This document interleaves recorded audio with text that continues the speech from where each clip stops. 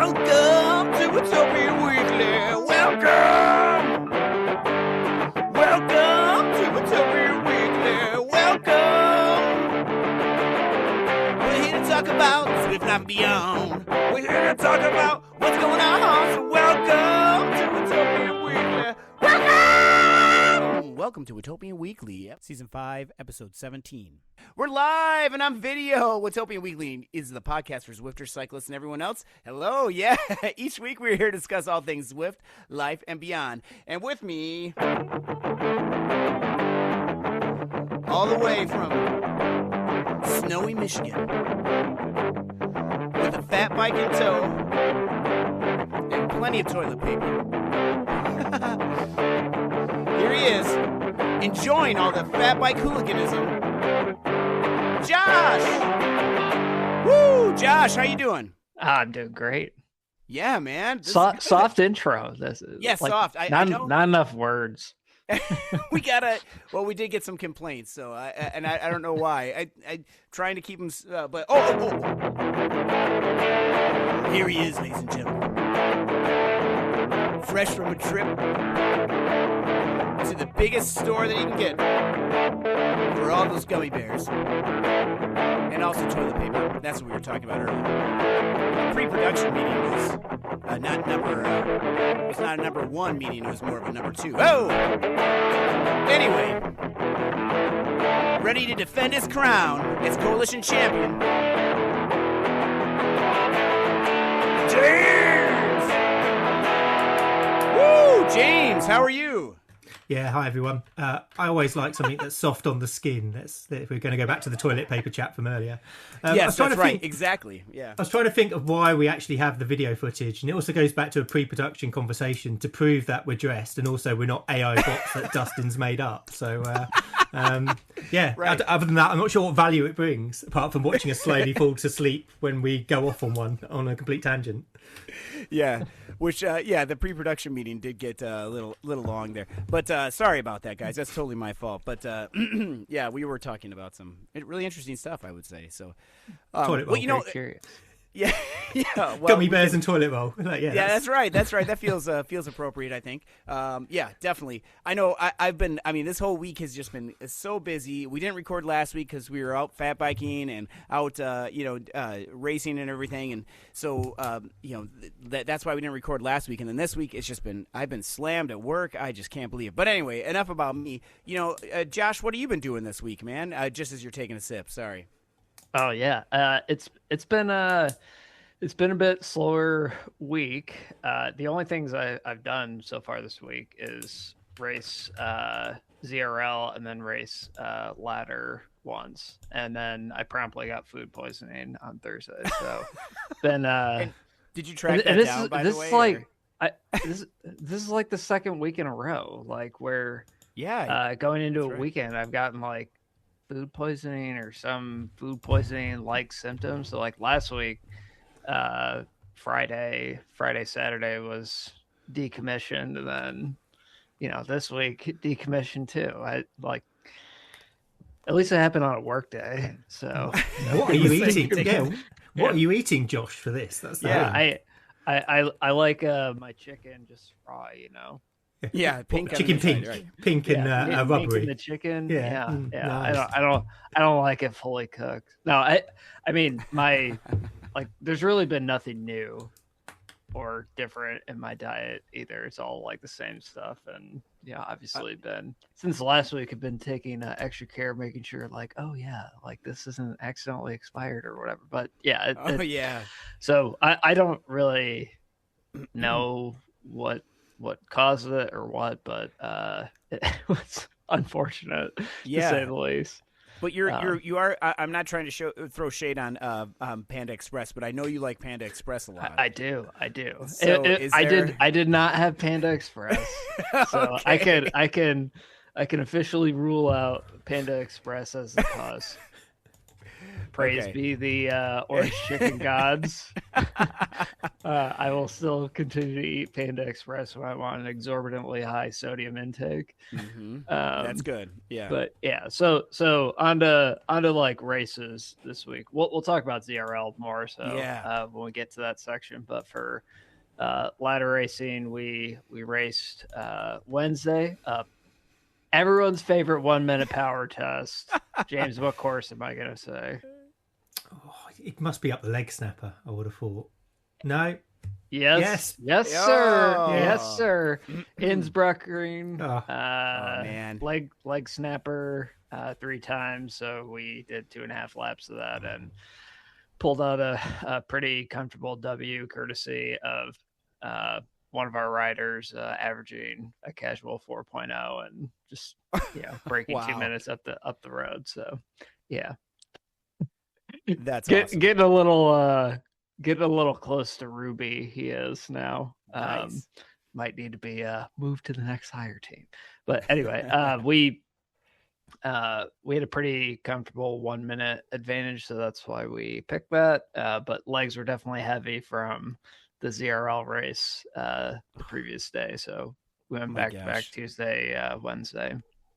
It was it was good. I set like a pretty recent 1 minute power best of 7.2, 7.3. Wow, that's pretty good. So I was pretty happy with that, and out sprinted, got 4th. We got the team win by a pretty comfortable margin, so was happy with the result.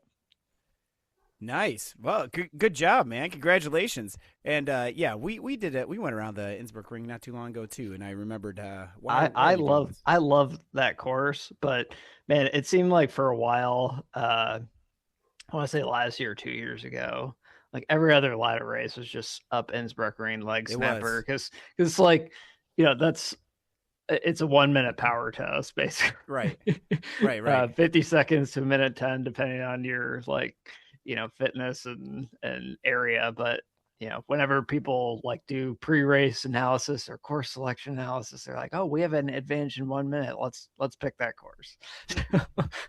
It seemed like that was getting picked every other race, but it's been a hot minute since we've done it. So do you guys prefer a circuit type of course where you're making laps, or would you rather do point to point? I'm a more point to point person.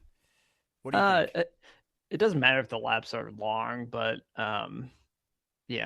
crit courses is probably. I like crit. We like crit courses on our squad, but sometimes you get teams like newer teams. It just doesn't really happen with the established teams, but with newer teams, like trying to like tag along if they get lapped or doing some other dumb shenanigans like that. But generally speaking, it's not really a problem. But we like either. Yeah, I think what do you think? Personal James? preference, isn't it? I seem, if I look at my results, I probably do better at the crit, like Glasgow crit circuit. I tend to do okay on. Yeah.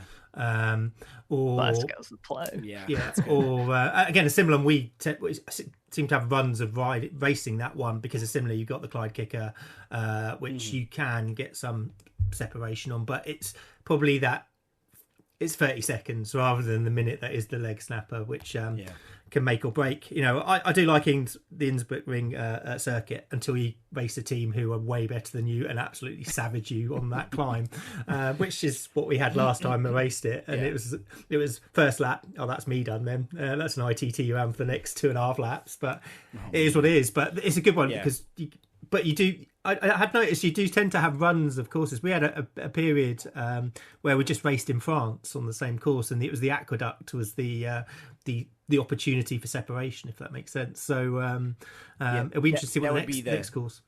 That would be the segment du jour, I believe. Right? Yes. The little French I know. It's a little French I know. Sorry, I didn't mean to cut you off, but go ahead. Or that was it. Okay, sorry. With my limited French, I shouldn't even be saying anything. All right, well, then speaking of James, though, I mean, did you race that course this week? What have you been up to this week, man? I've done 3 races this week. Did ZRL twice. Oh man! For which teams or which squads? Raced for obviously Coalition Awakening in I think the the Topaz leagues. But for me, that's about lunchtime, and then went and raced with Distortion 5 hours later. So it was a case of rather than the bees doing it 4 times, I did it six times up Libby Hill with a bit of a gap. So that was fair from that point. And man, yeah, it was savage, but we'll talk a bit more about that when we get onto ZRL. And then I raced in the FRR Super 6 round 4, which was in France on the free at a shortened Free Musketeers course, and I raced in the APAC time zone because we had I was helping out at a school disco in the evening, which meant I missed the televised round, which I was a bit gutted with. So the good news in that Super 6 race, I took the win. So managed to outsprint a lot of our Australian riders. So how big? Awesome, how big are how big were the pens in Super 6? It was interesting for that one. It was either a very short time lag, or they were going. They launched the Bs and the Cs off at the same time. So it wasn't massive. There's probably about 30 riders in it. But the challenge that you had by having them drawing together quite early in the race is it meant it was quite difficult to attack because you had Bs chasing you down, or the beta category chasing you down. Because it was quite a flat course, that suits my power profile. So I was just seeing if I could zoom away from everyone at random times. But interestingly, it was in the same race as Nathan Craik sort of live stream, and they had some team tactics going on. We've not been able to field a team every week, so we just went in today. Yeah, just kind of winging it. Yeah, well, Friday's a disruptor, and sadly we couldn't get a full team out, so we had me and Mark, and he finished 7th. I won it, so we definitely put a lot of pink across the board to annoy those two teams. But yeah, it was good. I was pleased with the race. I was gutted I didn't race in the evening because I thought I'd be at the pokey end of it as well, just because of that. If there'd have been a bigger hill in it, game over from there, and we'll see that impact next week on our racing.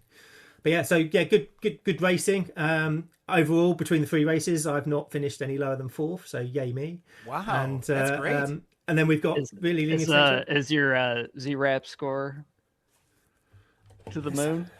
It's going in the right direction, let's just say that, which is good. Yeah, well, you kind of buried the lead there. So you helped out at the school disco. What were you doing? Were you either dance instructor, leading the dances, or DJing, or what were you doing? No, I had the glamorous task of selling sweets to small children. So it's a bit like selling drugs generally anywhere else, if that makes sense. Peddling candy. Yeah. And that was mandated, right? Or that was, school approved and everything, right? Yeah. Yeah, no, absolutely. No, my wife is so it's what is a Parents Teachers Association. I'm assuming you have a similar thing over in the US. So my wife's the chair. So it was nice. We had our juniors effectively first disco, and then I say seniors, they're up to I think 11 in age range afterwards, and I was on the sweet stall peddling what I would say is heavily marked up mixed bags of sweets. So there could have been anything in them. I haven't put them together.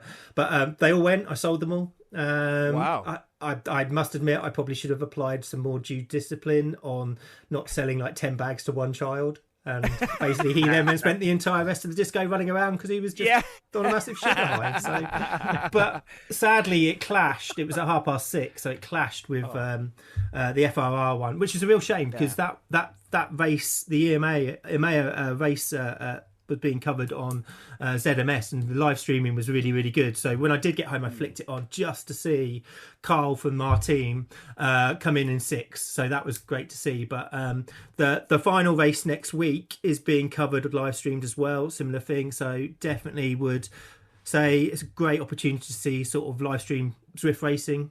Again, I do miss it, but it's quite a big production. So watch out for a number of the teams performing at that. So I'm definitely racing next Friday, even though the course doesn't quite suit me. I'm going to have to work on my 5-minute power over this week to make sure I'm at the business end, if that makes sense.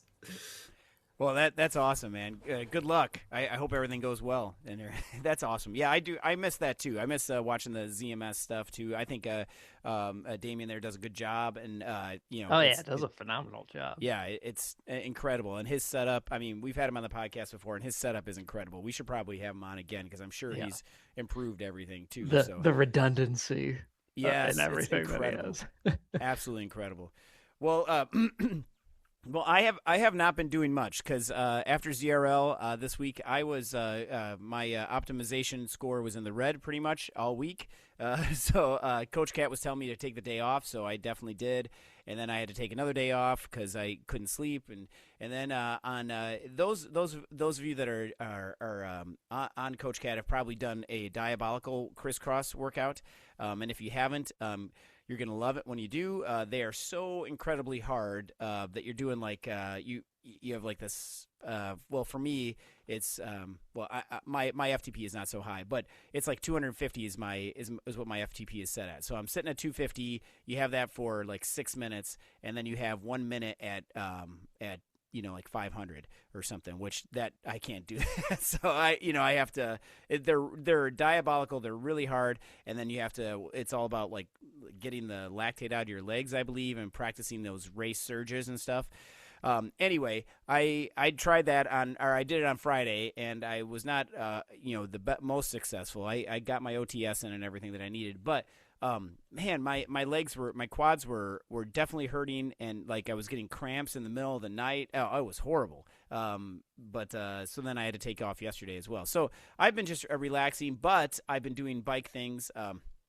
Prepping my bike for all the new parts that are coming in to make it the Gravel Monster. That is going to be awesome. I will definitely post pictures. It looks amazing.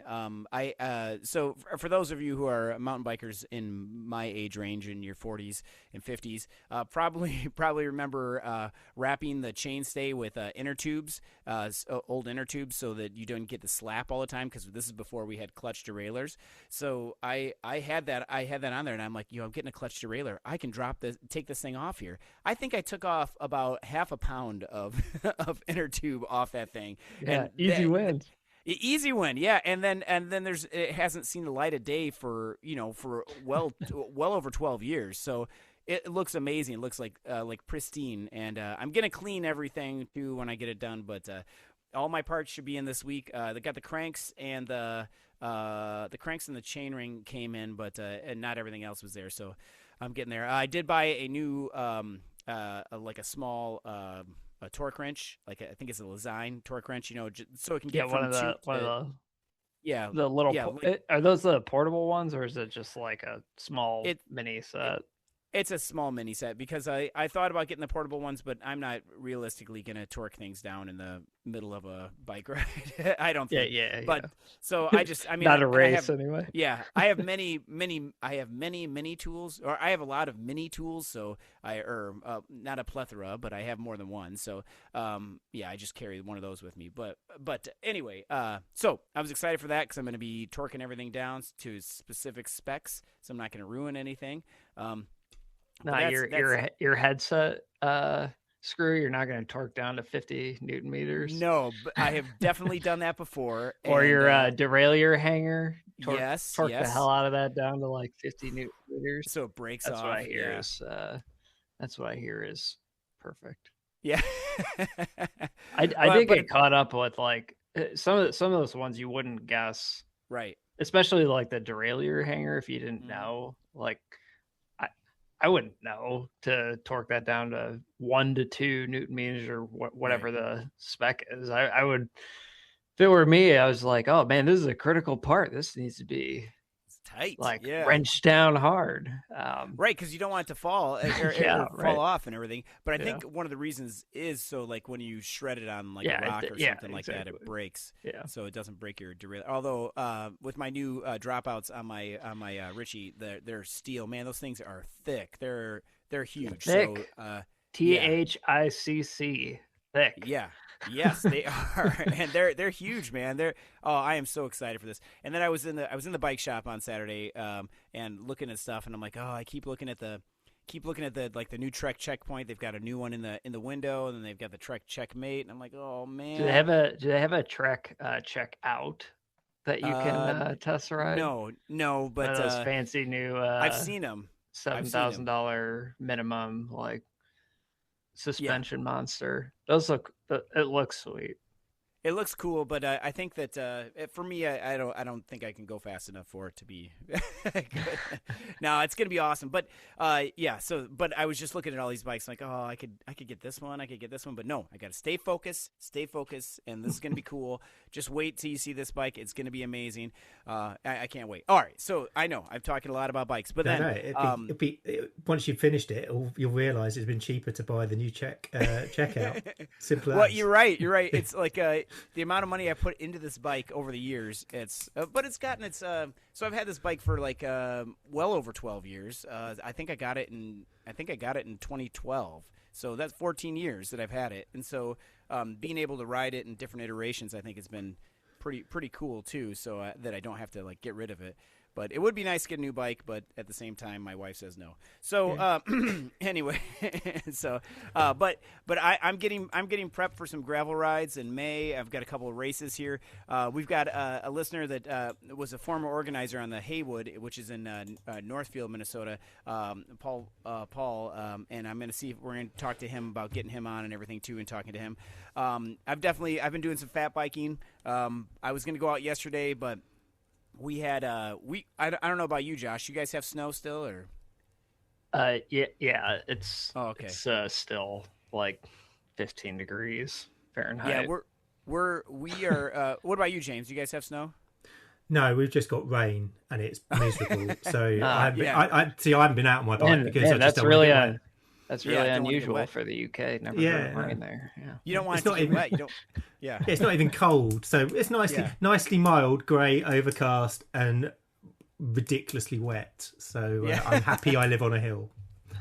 Nice, yeah. Well, we've got we've had a week of like 30s, so a lot of stuff is going away, but now we're back down in the 20s.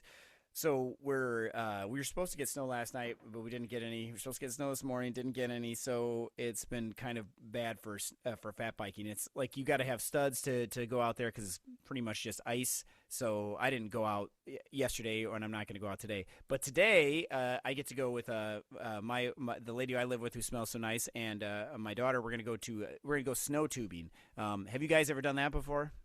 Yes. I never have. It's fun. It's more fun than I think it looks. Just get out of the way of incoming tubes. So it'll undercut your legs and you'll do a couple of flips. Well, so I definitely I've gone sledding, and obviously I know that living in Minnesota, I sled all the time. You're a professional sledder. Well, I don't want to brag, but Olympic sport. I've gotten Olympic hurt sledding over for here. sure. Yeah, I know. We're trying to watch the luge. I'm like, the luge is basically what we're going to do today because they have these like channels that you get the tube in and you just shoot all the way down. So if I can do a live video or something like that, I'll post it. And also the ensuing trip to the emergency care because it seems like everybody gets hurt, but hopefully it won't happen because they have to do artificial snow, the man-made snow or something. So it might be really icy. I don't know. Should be fun. So, and then I got to say about our ladder racing this week, racing for Vexus. I can't remember if it was this week or last week, but we were racing against OTR, and we were so stoked. We were like, oh, we got it. We went to the end, and we thought we won. And we're all just cheering, and then DJ on our team posts, and he goes, bad news. We lost by 1 point. So, like, it was one of those things. I don't know what happened. Someone didn't do tired math correctly, huh? Right. Yeah. So after we were all relaxed and everything, we could figure it out. And that stinks. So yeah, we lost. But and wait till we should talk about our next big thing here. So let's move on to ZRL because ZRL has been this week was tough, man. I raced in C. James, you raced C twice, so you did 6 times up there. So you did the most out of all of us. Was it easier going up the 6th time, the cobble climbs? No. I think the challenge is if I'd accepted that I wasn't going to win and eased off, it would have been a lot nicer. But I was in the front group, so I was trying to fight for position. What was interesting was the earlier race, there was a smaller number of riders. So it sort of got strung out quite quickly, whereas the evening race in the EMEA division was sort of I think it's about 70 riders in our race, so it kept going and it was never ending. You were looking to try and could you create a separation. It was the 23rd Street climb was I thought I'd gone full gas, and I watched people go past me. I was like, yeah, my legs aren't working properly anymore, and my brain can't sort of coordinate them to even move any further than that. But it was the Governor Street, that Governor Street climb 6 times. It was just sapping the legs and power every time. It was horrendous. So, weirdly, I like that course. It's quite suited for the power profiles. Again, you know, the Libby Hill climb, while punchy in places, you can come off the gas and go back on it. So right, it meant the climbers in both the races I raced in couldn't really get the separation they needed, and then you could catch back on. And then the 23rd Street, while being steep, is just a full gas head down sprint and see where you are at the top for sort of 30 seconds or just under that. So and then it was just rinse and repeat, wasn't it? So I must admit, I'm glad I didn't do it 4 times in the A's and B's, because I think you're just burning the matches or just taking chunks out of you from that side. So so the first race you did, I managed to win, so happy with that. I'd like to, I doubt if he listens, but if he does, Derek at Dirt, apologies. That's the second time I've beaten you. And he dropped a ghost on the 23rd Street on the last lap, and I thought he'd gone, so I just put my head down and buried myself. We got over the top, and I saw he was 6 seconds behind me, and I was just able to maintain that gap all the way up Governor Street, and it was the worst sort of minute of my life, because the lactate's burning. You're just like, you can see the finish. You're like, oh, can you hold on? And then the second time, got to the top of the Governor Street, we were fighting for second place. I got 4th, I got done on the line, but I had nothing left in my legs after the morning race. So happy with that, 1st and 4th, doing it twice. But it was brutal. My legs definitely felt it that night. Yeah. Well, before Josh answers, because I want to answer for Josh, because I was in a special position, Josh, because I got to do it in C. I got to race in C because I'm still qualified for C, and we had a full B roster, so I was able to go to C, and which was fantastic. That felt much better for me. I know we're going to talk about the development leagues in a second, but that really felt good. And what was cool is I got done with that. You know, we were all commiserating at the end of that. I got 24th out of 74, not bad. I didn't win. I know Josh told me to win. That's good. But that's that's a solid result. Yeah, I felt good, and it was one thing that was interesting was just that I was able to hang on longer. But after that first climb, everything just blew up, and I tried to sag climb as much as I could, and then I got to that last corner where it's all red after the little blue section, and I'm just like, I just got to go, and I started picking up places, and I was 26th going in there, and then on the second to last lap, I was 19th at the line, and I'm thinking I'm going to defend this, but then we got caught, like our little group got caught, and then we just couldn't hang on much longer, but I just hung on to that group and then ended up with 24th, which isn't bad, but I had nothing left at the end, and we had to beat Galaxy, so.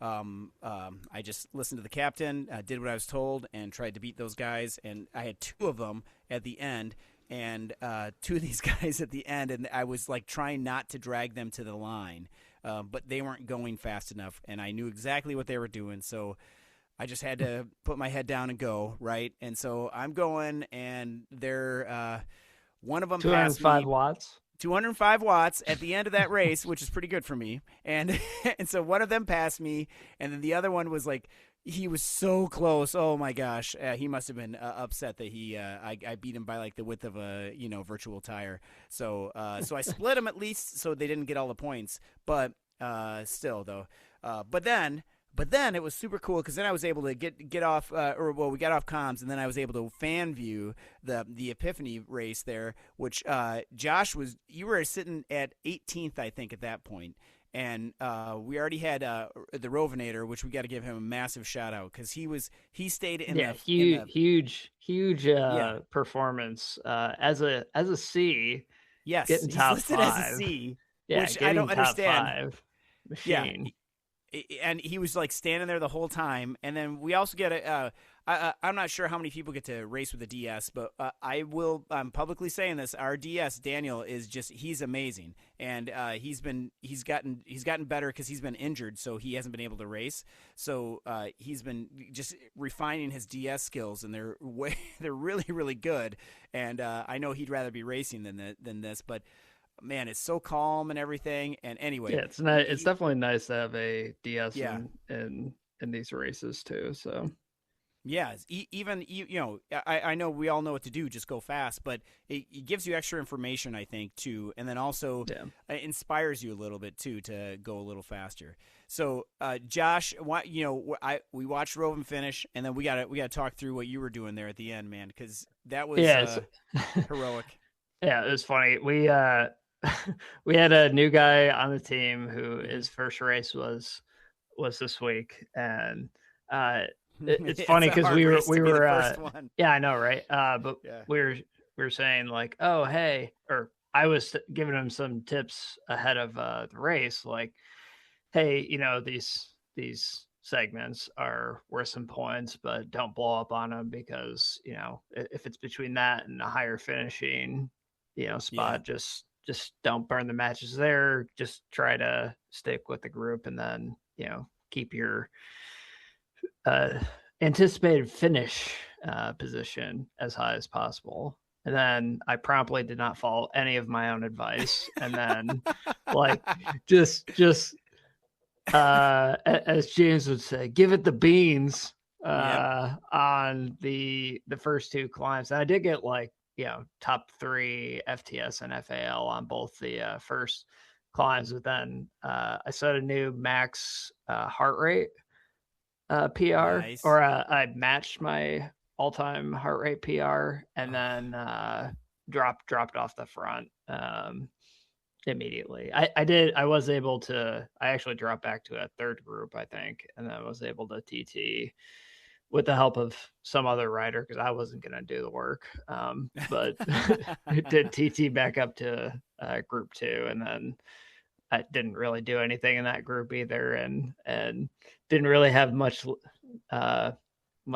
legs for the finish either, and then got clipped by like 0.1, 0.05 Man, whatever. That ending was tough because we thought for sure you had it, and then you got it was one of those things. Yeah, it got clipped at the end, but I just I didn't really have the legs at that point. But it's a difficult finish, that one, especially depends if you're not proactively attacking it, because you come over the climb of Governor Street, you've got that false flat, and then it levels out. But you've got people who have kept it and they're pushing on and going past, and it's where do you drop that sprint? And a similar thing, Josh. So I had nothing, and I was just like watching as you could see the numbers, you can see them lining up. Yes, I will see where we need the line to come up quickly from that side.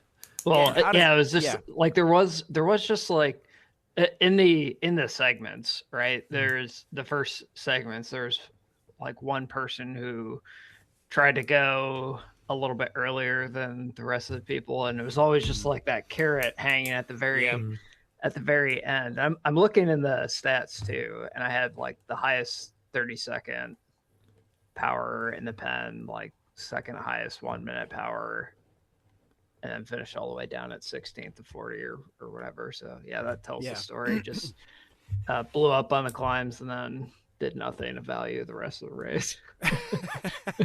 But that was just that was savage. I know. I just I don't know how you did that, James, two times, man.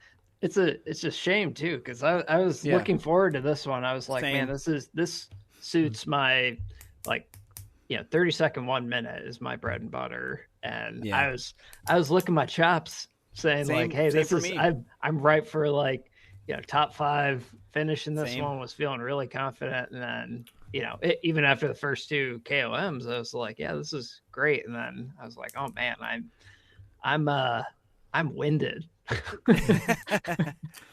Yeah, it's an interesting one because I've got quite a good VO2 max, so that repeated, I can do, I wouldn't say world class or anywhere that I can do efforts, but I can do them repeatedly, and my drop off isn't that much. Whereas definitely I noticed the riders around me, like the first time we went up both of them, it was like, oh, hello, I'm not going to lie, it hurt. But when we went up the second time, we were starting. We were shredding riders every time we went into the sprints, and I took a very much both times up Libby Hill defensive. If I could sneak a place over the finish line, I might put a little dig in, and then on the 23rd Street, I was more aggressive on that one because I gave a bit more recovery from that, and it was just that do it, go again.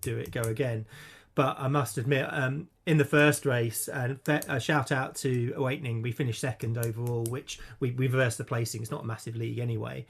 But the guy I was with from Dirt, that was the only time I had a proper attack, was up the Libby Hill, and second half I'd have a really good dig. And I looked, and he passed me going over the line. I was like, okay, this is going to be a bit of a problem. But I think as a consequence of that, I must have blown his legs, or it must have blown up a little bit because he obviously fell apart a little bit on 23rd Street. Whereas in the Mayor one, that we had this Danish guy who shot off. We caught him back up again and going up Governor Street the second time round. It was like he had afterburners. He put 10 seconds into me halfway up the climb, and it was bye. See you later. And then it was just sort of fighting for second place, but that was the point where the legs there's just no sprint left from that side. So but again, the team was racing for Distortion. We only had 4 riders, so you these points races and scratch races in ZRL, if you haven't got a full team out, you're knackered from that perspective, and it's a real shame. So we finished 8th out of 11th, but we beat a team with 5 riders. We're the highest placed team with 4, so chapeau to the guys. They really put a shift in to get us where we were, and it was nice to be able to fan view and watch everyone else finish. And again, similar, having a DS is a massive advantage, because if you've got somebody in the ear giving you some encouragement, you do find that extra 5 watts, and that can make a difference in points. And we definitely saw that with two of our riders who managed just to sneak a place on the line, which makes differences in these points races. Yeah, definitely does. And speaking of points races and scratch races, that's what we got coming up next.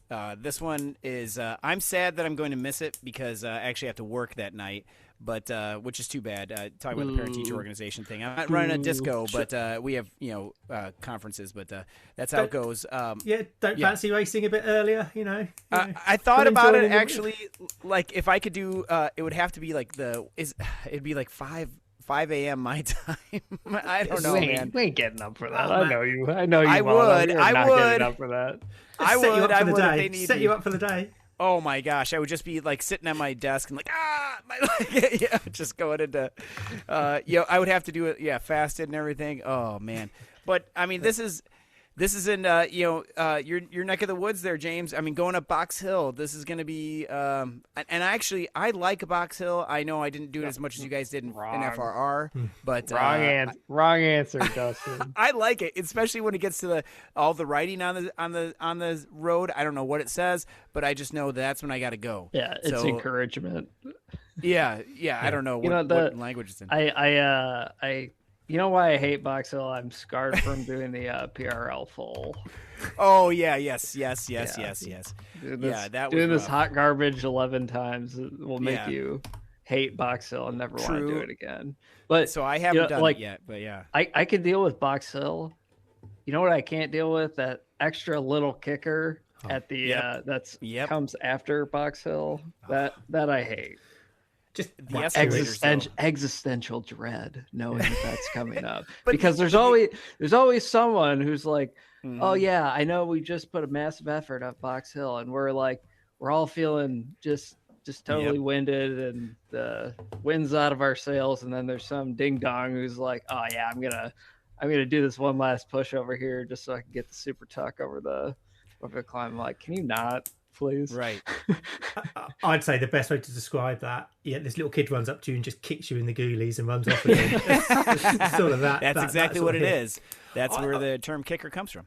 I must admit, I thought we were going up Leaf Hill, so this is a bonus because it's not as bad. There. It's the other way around, isn't it? So it is. Yeah, yes. So if you're in B, you're going up Leaf Hill, but if you're in C, you're going up Box Hill. Wait, do I have that backwards? Maybe I don't know. have that wrong. Everyone's going up Box Hill. Oh, I thought we were going up. I thought there was a different. C. Wait. So if you're A and B, London Loop, but then if you're C and D are doing the Greatest London Loop. So C and D are going up. Oh no! Great.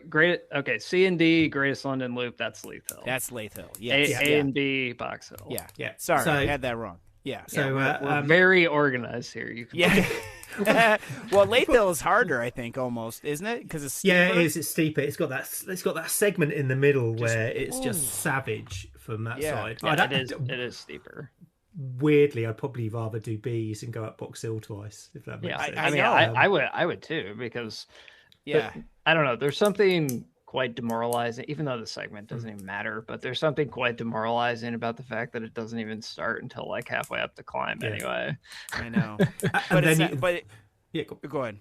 No, I was going to say, then you know there's that red section of 10 to 12% that when you look at it in the map isn't a lot, but it just, when you're riding it, it just seems to go on forever. That makes sense.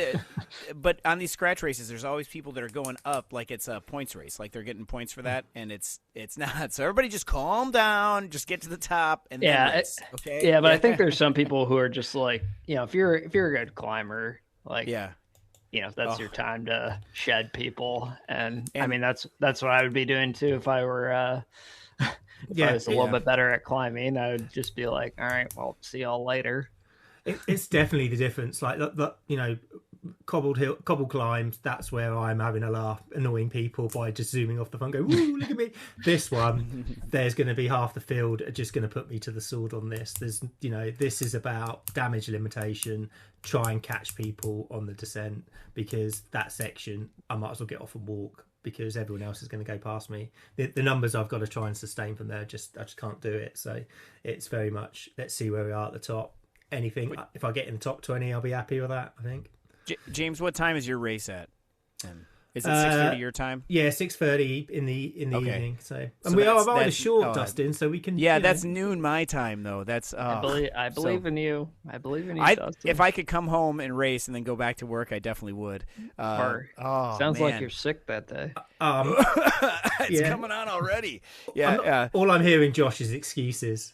Yeah, I know, right? It's not like I haven't ridden for Dustin's team at like 12:30 or in the you have. Yes, you have. And I need to pay that back. What are you doing Monday? I've got Monday off, but yeah. Well, I definitely want to do that for sure. But maybe I could find a team to ride. If somebody wants somebody who is just going to be slow anyway, I need to get that workout in. So I'll look. But that's going to be something. Bring your entire setup to work. Oh so my gosh! Yeah, how awesome would that be for your lunch break? Yeah, just sweating and everything all over the place, and then I got to meet with parents afterward. That would be awesome. And then so this last race is definitely going to be hard. It's going to be that's just going to be how it is. But how are we feeling about the development leagues? I've been feeling great about it. I actually feel. I mean, it seems, at least in ours, like there's no one who I'm just like, oh yeah, they're clearly sandbagging or whatever. I mean, everyone seems to be like where they should be. So, I mean, the races have been tighter. They've been dynamic. Like, I don't see, of course there's people getting dropped or whatever at certain points, but like, and we're seeing, some of the same names like near the front or whatever, but it's not like oh, you're this person's clearly sandbagging or whatever when you get the normal splits, I think. So I've liked it. Yeah, I think they've been a positive development. I think there might be there may be some tinkering of the ranges, but I'd definitely like to see it continue. Partly because by the time we get to the end of the ZRL, I'll probably be in that zone. It's just need to make sure I'm there early enough rather than where we are at the moment. But I think there is that challenge, and having gone from C to B, and the step up is massive, and it's a case of how can you provide that transition up and allow the riders to continue to improve, but not be spat out the back. Because the problem that you have, as soon as you're spat out the back, unless you're treating it as a training session, you're actually not getting any value really out of it whatsoever. So I think it's positive. I think I'd like to see again it grow a little bit more and see where it gets to. And I think my Z map is pretty reasonably into B, but the ZFTP is pretty low end of B standard. So, historically, like ZRL for me has just been, like you said, getting spit out the back pretty early, which is fine. Like I don't. There's a huge difference though between finishing near the back, after getting spat out like halfway to 3/4 of the way through the race versus like, 20% of the race or whatever. Like the latter is super boring. The former is like totally fine, right? Like I'm fine with finishing near the back if it's like, you've given a good solid effort, you have people to race with, etc. through at least the majority or more than half of the race. Yeah, I would say so. And it's been I echo that sentiment 100% because I've been in B and I've been competitive in B and I've been okay, and then I've definitely been non-competitive in B and been just shot out the back and just what the heck, But I will say that this week racing in C this last week was it felt better for me just because it matches where I really should be. I'm a C rider, that's what I am, but I'm racing with Epiphany because we got to keep the team together and they needed riders. So and it's been fun and it's super fun. The best team on the best squad in the whole team. So anyway, but we have one of the things I thought was interesting is that every C race I've been in, there's always people complaining about sandbaggers. Like, you guys are sandbagging at the front. How can you be winning and not be in B? Well, yeah, it's right, but they also maybe they're just I don't know. I know there are people that are watching their power like on their Garmin and trying not to go over it. I know that's happening. I try not to think about it because I feel like everyone's trying to just be as honest and fair. I look for the best in people and everything too, but I look at for the donut as half full. But anyway, full of jelly or something or custard or I don't know, lemon is the best. I think Dustin though, like ZRL's hesitancy to remove, or WTRL's hesitancy to move towards a results-based system is the issue, right? But I think this whole CE categorization makes complete sense for TTs, right? Like but because ZRL still has TTs in them, I think that is where the hesitancy lies to move towards like a results-based system where this whole sandbagging nonsense is. I mean, you're going to get sandbagging everywhere, right? But it's less of an issue when you have a results-based system in place. And if you look at just like the racing score, like often I will look at the racing score and they're pretty different around everybody. They're it's all over the place. And like then you look at the ZRAP stuff, it's like there's lots of variables in there too, and it's like, wow, how can we all be in the same category when we've got silver, gold, and amethyst or ruby or whatever it is, or I mean, but you see the very clear like when you like sort by descending either like velo score or race score or whatever medium you use, you see a very clear correlation between who finishes where, which again leads me to obviously a results-based system is going to be better than just arbitrary cutoffs of ZMAP and ZFDP, but which people like can clearly, if there's posted limits, you are going to have people managing their efforts to be under those limits. Like that's just how it works. Like it's unfortunate, but that there's going to be people who do that. I agree. But the development leagues have been a positive thing. Yeah, for me. yeah. I think think it's it's been great. And we've been having it more that just not getting completely blown up. Because, I mean, there's I've had when we've been racing C, you know, like having people come up from D, and I think that gap is also pretty big from C to D, from D to C. Yeah. And having that development league really helps. And it helps. It just, you know, we're here to have fun. We're not here to. It's not. I mean, you can't win all the time unless you're James.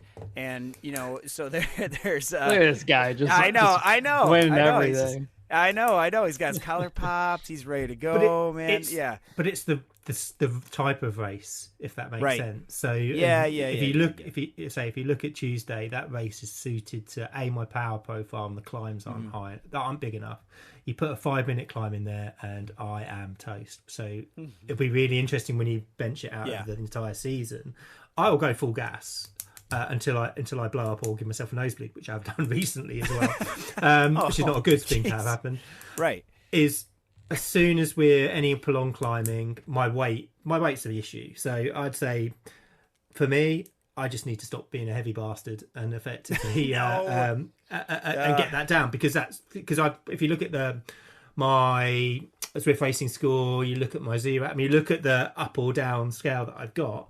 If I'm focused on you know the outdoor activities that they've got going on, we are seeing that progression. The challenge is I need to take that next step more, because my weight is really disrupting actually what I can and can't do. So I can hold my own on a flat race with bees comfortably, but as soon as you put anything that's a whiff of going upwards slightly, boom, I'm out the back, off I go from that point of view. And you sometimes get those riders who are on those extremes and they don't quite fit anywhere, if that makes sense. And then you get the genuine sandbaggers who, when you come up against one or two of them, you're just like, okay. The genuine sandbaggers. I like that. Yeah. Well, so we've got ZRL that's covered. The last round is going to be good, and then we've got some one more round after this, I think. So it's gonna be good. But this race, I'm excited for it. I'll be excited to watch it with the sound off, because having it doesn't sound good at work. But so FRR, what's been going on in FRR lately? James, you want to talk to FRR? Or? Yeah, we had obviously race 4 of the Super 6 round 3, which in certain divisions, just not the ones that I race in, where it's at the top, the teams are really having to think tactically about how to score and get the wild card points just to get themselves in those top spots to go straight through to the finals, which are in March. I think in the teams that I race sort of in, we want an extra race. We want to get bang for our buck, so we're probably going to end up in the playoffs and see where we get to from that side. So we obviously had that full face. It's really interesting and watching some of it. We've got the final race next Friday, which is around Scotland, and lots of times up the Sker, which I'm not looking forward to. So we've got that live streamed on ZMS, so looking forward to that as well. Try and get some screen time. Will be the plan. So expect a ridiculous breakaway at the most inopportune moment, and then a massive explosion up on the side. So that finishes next Friday. There's a little bit of a gap of not very long, because we go straight into the World Tour. So that starts up on Valentine's Day. Going to be interesting. I'm going to make a point to Rich on the podcast later today over will he fund potentially the divorce proceedings and me trying to race that on Valentine's Day. So we've got 8 stages. Questionable start day. Well, I think he'll probably say just get the loved one in your life a trainer, and so they can ride together with you. Yeah, that isn't going to cut the mustard, is it? Let's be honest. Or just have them DS you. Yeah. To yell at you for. Oh, they'll yell at you, all right. And definitely go faster. You need, make this hurt. Yeah. Anyway, sorry. And the slight irony of it as well, it's back to bloody London, and we're sort of Box Hill comes into play again. Happy days. So for any A's and B's, so you get to who are then racing it again for FOR, get to do that. So that's looking good. We've got 8 stages all around the worlds in Zwift. 307 kilometers overall over the 8 stages, and you're going to be it's quite a hilly one, this, so all the moaning to Rich about climbing, he's got his own back. We've got 5,640 meters of climbing over the the entire tour, which culminates on the Sunday 22nd with the Quatch Quest. I can never pronounce it properly. Where we've got a total climbing amount of 1,710 meters just to really stick it in. So, up the epic, up the Alp, and then straight to bed, I think, from that side. So it's a good one if anyone's wanting to do the MATLAB challenge, which I know we're talking about in a little second. Yeah. So you get a few bit of mileage in. I've been trying to crunch the numbers of how I can do that. I think I can. We're just looking at what category. So I'm still planning on doing the MATLAB challenge. Now I've got out of us potentially going on holiday. So I should have the week to give it some beans. But I've worked out probably going to need to do 30 ascents of the grade in between over the week. So that's going to be pretty painful. Yes, I agree. Well, good luck with that, and report back with your progress, please. I'll still be going by the time you do the podcast next time. Yeah, well, we'll do it from your bike. Yeah, that'll be good. Yeah.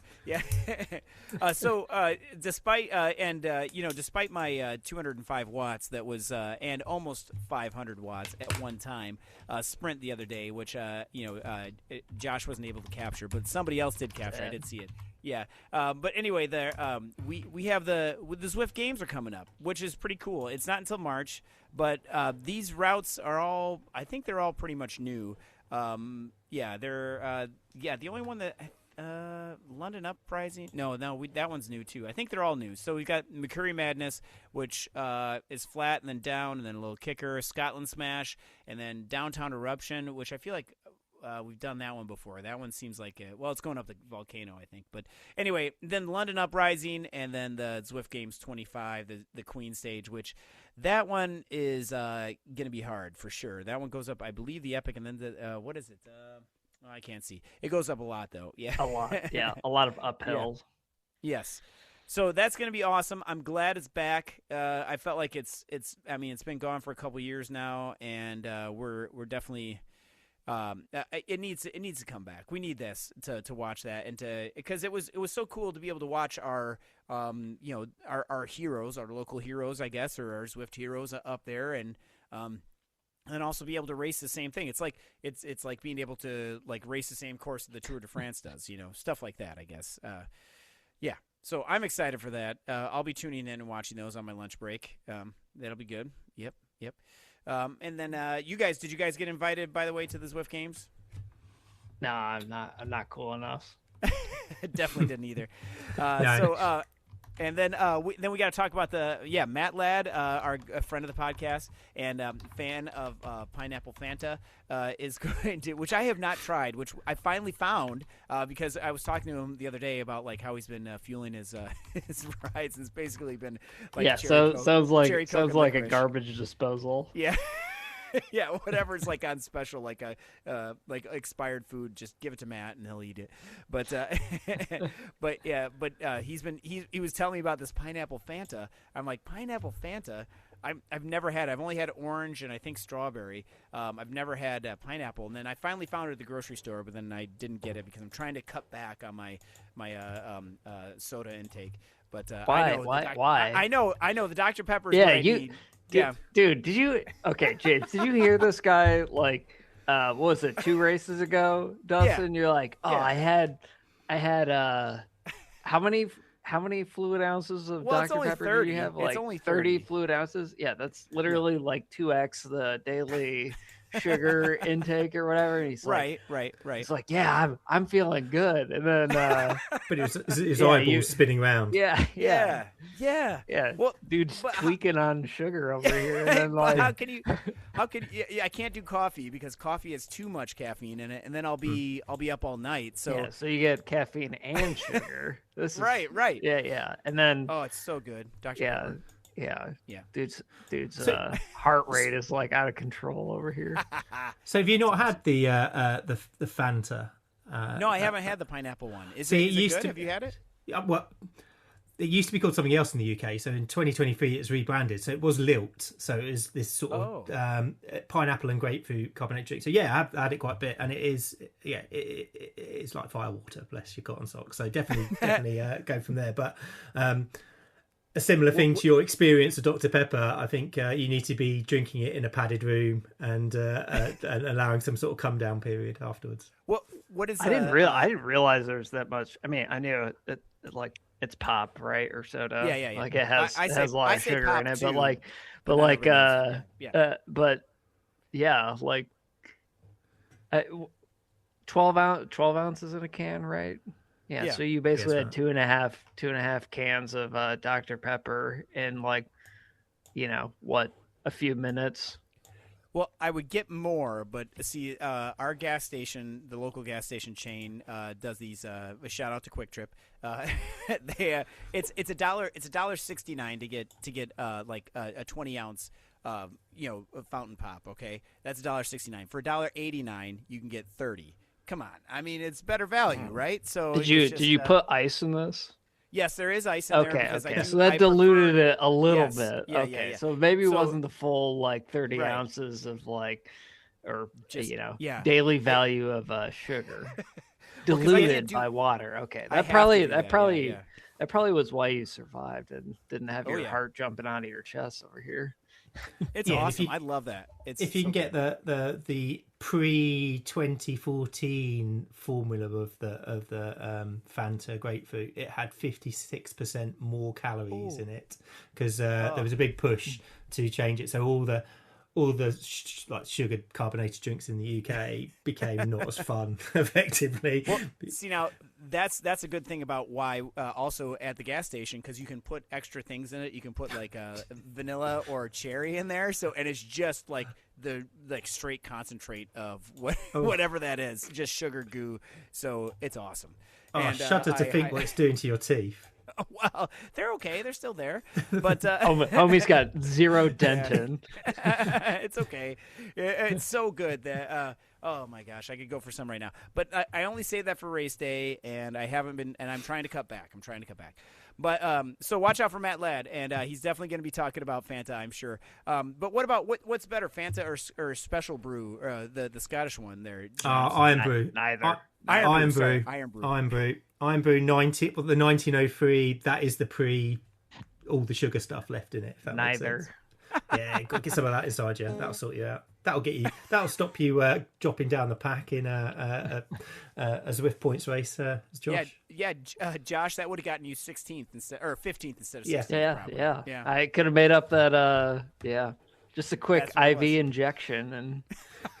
Well, that it's the timing too. Like I have to have it around noon, otherwise I'll be up all night. So I have to take time out of my lunch break, go to the gas station, and then suck it down. You aren't up all night pondering the what ifs of what you could have done to win whatever race you were in. Yeah.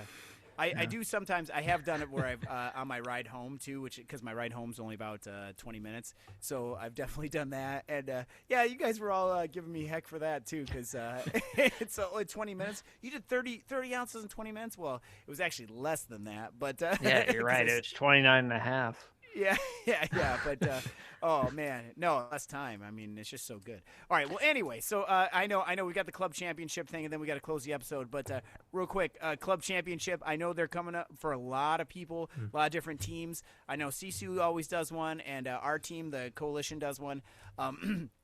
We this is going to be something.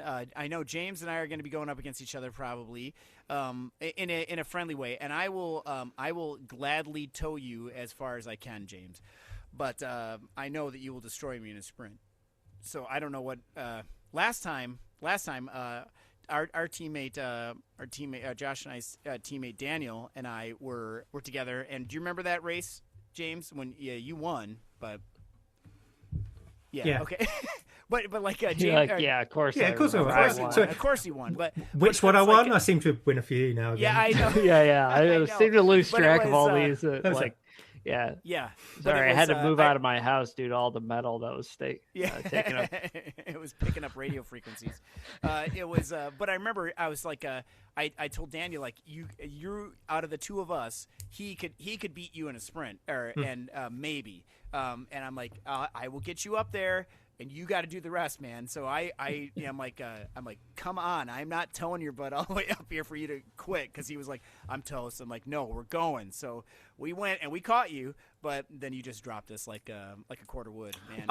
It was on that was on Danger Noodle, wasn't it? The last yes, one, and actually, the group that got off the front, if they stopped, and it just allowed a couple of us to get back on, and then it was there's only Mark who was the one who I was aware who had a decent sprint, and we had the ghost finish line about 300 meters before, so he went long and he blew up, and I luckily got past him. He's still bitter about that today, actually. So I did point that out to him. And we don't know what the courses yet. Yeah, we do. We have it's basically like, I would classify these as tiny races, They are tiny races, plus. Like they'll be a little bit longer than that, but we got lock loop part of it. Yep. We got 1 lap of Innsbruck Ring, everyone's favorite 1-minute power test. And then we got a shortened version of Oh Hell No. Yeah, it looks like. But the interesting thing are the points on the Oh Hell No. It's double points for that one. So so I'm effectively not going to win B, but I will try to compete nonetheless. Yeah, and that's where it's going to change. Yeah, because I think the first obviously race is like a 9K ITT, and it's just full gas scratch. Yeah, and then you've got the points race, and then the hill is a problem for me. It's always about measuring your effort, and it's going to be hard to not. Who put this crap in here? Oh hell no! I know. Whose idea was that? Yeah. Why are there hills? Damn plate tectonics. It's not like it's even a real hill as well. I don't mind if it there could have been an opportunity to really stick the knife in and do box hill for like the billionth time, but no. Yeah, really. Yeah, they should have taken all the most popular climbs from everything and just put them into that. That would have been horrible. Yeah. As I said in the chat, I'm disappointed there's no downhill on the Alp as a race opportunity. Oh, that would be good. Like you'd really have to use steering to like cut the corners. And everything. I haven't thought that in much details. Maybe there's a Watopian Weekly downhill race that we need to organise. Yeah, that we all get. I wonder if we could do it down the. It would be easier to go down the volcano. Maybe like we get all to the top. Everybody gets to the top and rests, and then we go down. I don't know. We'll figure it out. But there were at one point some pens up there. I think there still are. Yeah, I've never seen anything. I've never seen an event where they've used them down. If that makes sense. Yeah, that was on the Alp, I think, right? Or was it? Yeah, I think it's on the Alp. People will just farm that distance. Yeah, for bike upgrades. Let's be real. Or we could do something where we could do like yeah, you're right. They would probably, but we could do it where everybody teleports to one person. Like we'll send James up the hill. Everyone teleport to him, and then we'll race down. Why me? Why not choose Matt Ladd? Oh, even better. Much more better. Yes. We know he can do loves it. that. Yeah, so he wants the elevation. He needs the elevation, so we'd be helping him out. You're right. Good point. All right, well, with that, gentlemen, thank you both for being here. Shout out to everybody doing the FRR, ZRL, all the ladder and everything. This is fantastic. So thank you, everyone, for listening this week and every other week when we've been able to do this. Please check our Discord server and send us an email at WatopianWeekly@gmail.com. Someone on staff will get back to you within 2 weeks or 3 weeks of your email. Also, join our Discord server. That's pretty much the quickest way to get to us. And you know what, everybody? We'll see you in Watopia. Brilliant. Yay.